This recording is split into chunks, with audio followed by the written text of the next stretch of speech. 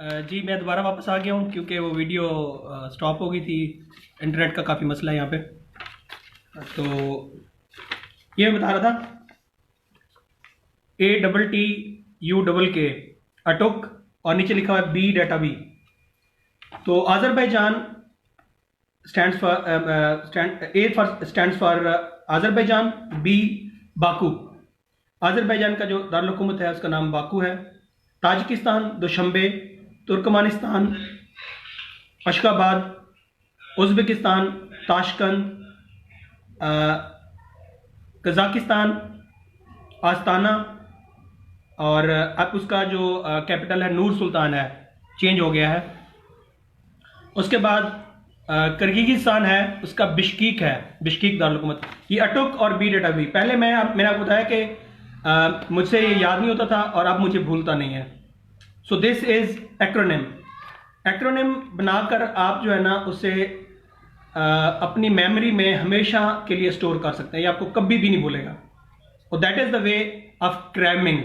जो लोग कहते हैं ना कि जनरल नॉलेज सिर्फ क्रैमिंग का नाम है, तो ये इस टाइप की क्रैमिंग करें भाई। खाली एमसीक्यूज करना, रट्टे लगाना, उससे आप नहीं उसको कवर कर सकेंगे, भूल जाएगा। आप एक्रोनिम्स बनाएं, मैप्स बनाएं और उसके जरिए आगे चलें। उसके बाद जी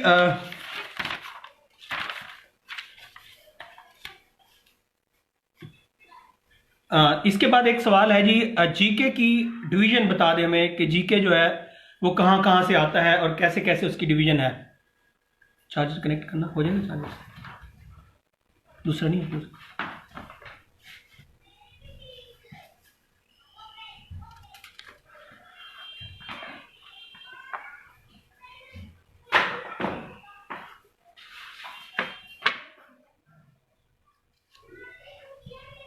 जी जैसे कि मैंने लेवल्स बताए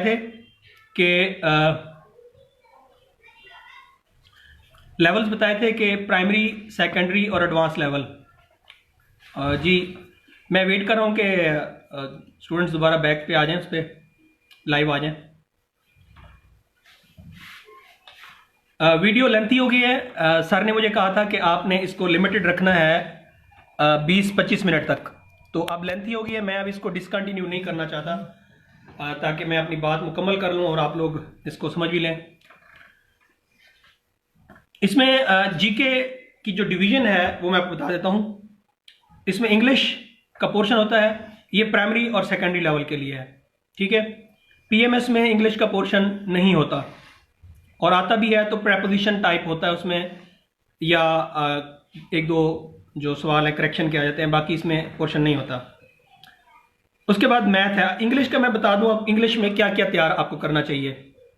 इंग्लिश में एक चीज़ आपको तैयार करनी चाहिए, वो डायरेक्ट इनडायरेक्ट है। डायरेक्ट इनडायरेक्ट के 4-5 मोटे मोटे असूल हैं, उनको आप गो थ्रू कर लें, उनको आप रिवाइज कर लें और थोड़ी प्रैक्टिस कर लें।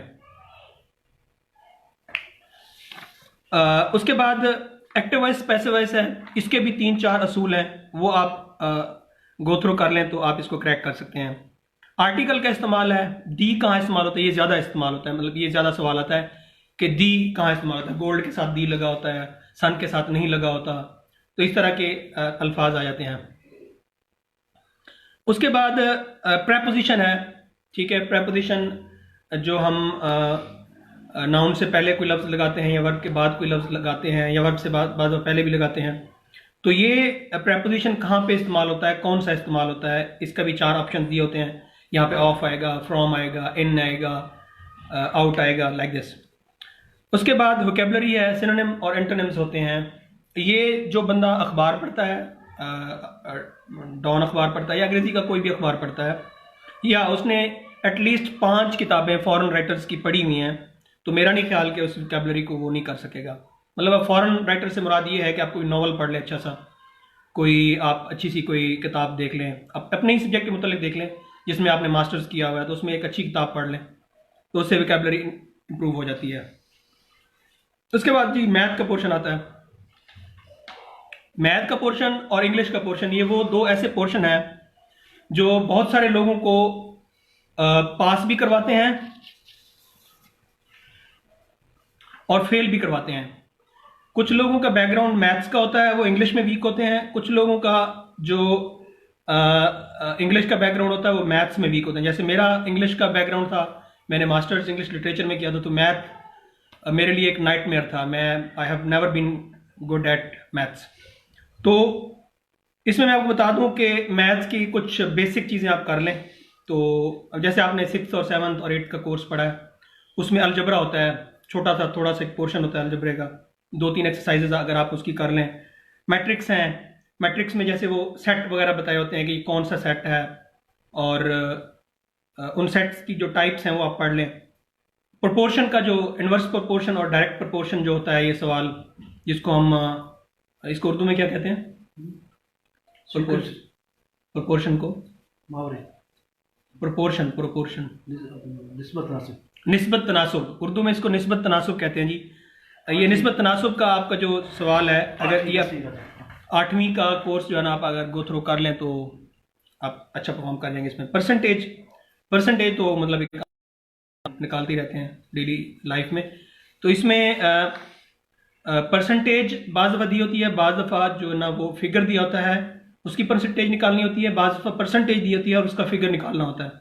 तो इसमें मतलब दोनों तरीके आपको आने चाहिए, आपको परसेंटेज भी निकालनी आनी चाहिए और आपको जो है ना वो फिगर भी निकालना आना चाहिए। उसके बाद सीक्वेंस और सीरीज़ होती हैं, कुछ जमा की सीरीज़ होती हैं, कुछ जो मल्टीप्लाई की सीरीज़ होती हैं, कुछ माइनस की सीरीज़ होती हैं। उन सीरीज़ को भी अगर आप प्रैक्टिस कर लें तो वो इसमें कवर हो जाएगा। उसके बाद इसमें एक इंटेलिजेंस का पोर्शन भी आता है जिसको हम मैथ में ही मतलब कंसिडर करते हैं। उसमें ये सीक्वेंस सीरीज़ होती है और एनालिटिकल कोई मतलब एक आध सवाल होता है, मतलब बाज़ दफ़ा रिलेशंस पर होता है, बाज़ दफ़ा किसी क्लासरूम की सीटिंग पे होता है। तो इस तरह का ये जो है ना ये मैथ का टीचर आपको बेहतर समझा सकता है। उसके बाद है जी इस्लामियात। इस्लामियात में जो बेसिक कॉन्सेप्ट्स हैं आपके वो क्लियर होने चाहिए। ये मैं बता दूं आपको अंबिया के मुतल्लिक और फरिश्तों के मुतल्लिक, आसमानी किताबों के मुतल्लिक, और जो बुनियादी हमारे अरकान इस्लाम हैं, ठीक है, आपको ज़कात के मुतल्लिक, हज के मुतल्लिक, नमाज के मुतल्लिक, रोज़ा के मुतल्लिक, ये जो बेसिक चीज़ें हैं इनके बारे में थोड़ी थोड़ी आपको नोहा होनी चाहिए। और इसमें अगर आप एडवांस पे पढ़ते हैं, कोई सीरत नबी की अच्छी सी किताब पढ़ लेते हैं तो ये बहुत बेहतर है आपके लिए, बजाय इसके कि आप सिर्फ MCQs ही तैयार करते रहें। सीरत नबी की कोई अच्छी सी किताब आप अच्छे से राइटर की देख के तो उसको पढ़ लें, ये कवर हो जाएगा। उसके बाद ये कंप्यूटर साइंस है, इसमें शॉर्टकट कीज़ आती हैं ज़्यादातर, शॉर्टकट कीज़ और जो डिवाइसेस हैं या इनका जो वो लैंग्वेजेस हैं वो आ जाती हैं। और एवरीडे साइंस में बायोलॉजी और केमिस्ट्री और फिज़िक्स का जो पोर्शन है वो काफ़ी डिफ़िकल्ट है। इसको करने के लिए आपका साइंस का बैकग्राउंड है तो फिर तो बहुत बेहतर है।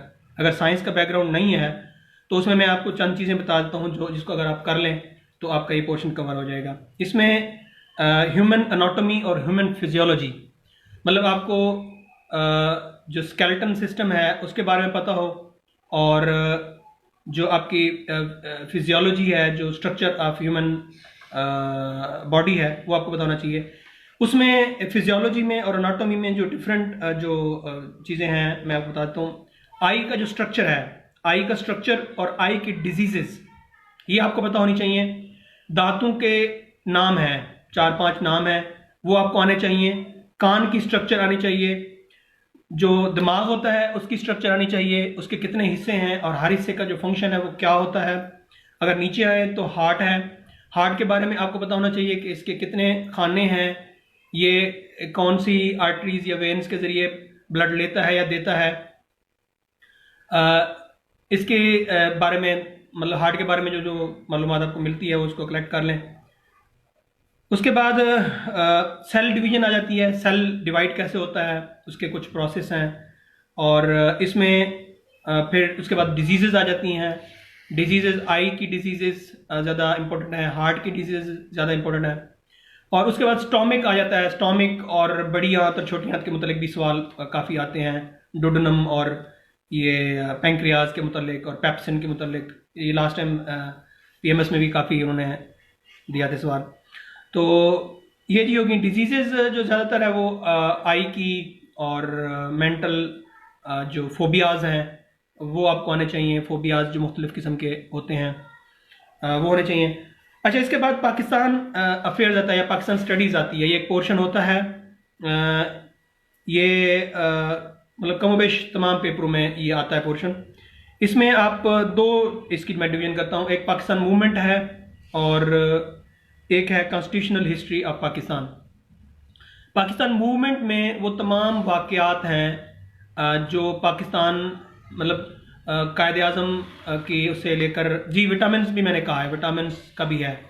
विटामिन्स बहुत ज़्यादा इंपॉर्टेंट है, इसके 8-10 जो टाइप्स हैं वो याद कर लें, उनके साथ जो रिलेटेड सोर्सेज हैं, चाहे जिस डिज़ीज़ को कवर करती हैं, जिस डिज़ीज़ में हेल्पफुल हैं, वो भी याद कर लें आप। इसमें कुछ चीज़ें मिस हो सकती हैं, आप लोग बेहतर जानते हैं, आप भी स्टूडेंट्स हैं, पढ़ रहे हैं। अच्छा जी, कॉन्स्टिट्यूशनल हिस्ट्री में आप 1935 के एक्ट से लेकर ऑनवर्ड्स तैयार करें।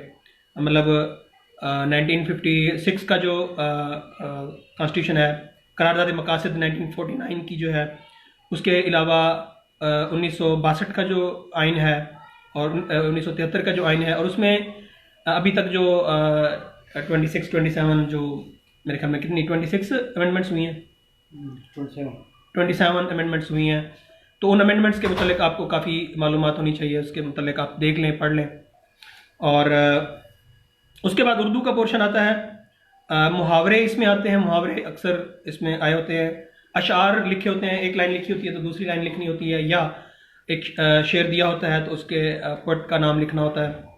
और किताबें दी होती हैं, जिनकी किताबों के नाम होते हैं, तो राइटर का नाम पूछा गया होता है, या राइटर का नाम दिया होता है तो उसकी किसी किताब का नीचे ऑप्शन दिया होता है।